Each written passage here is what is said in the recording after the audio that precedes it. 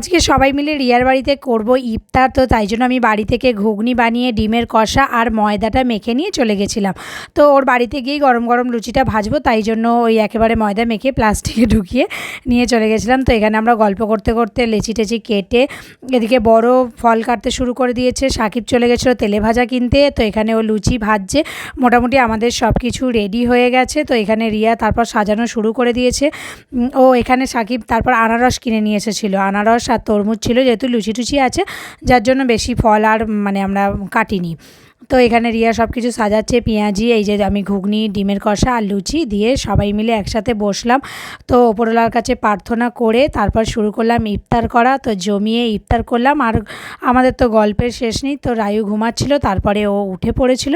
তো তারপর ইফতার করার পর কিছুক্ষণ পর আমরা চা আইসক্রিম সব খাওয়া দাওয়া করেছিলাম, ওগুলো আর শ্যুট করা হয়নি। তো দেখা হচ্ছে পরে, টাটা।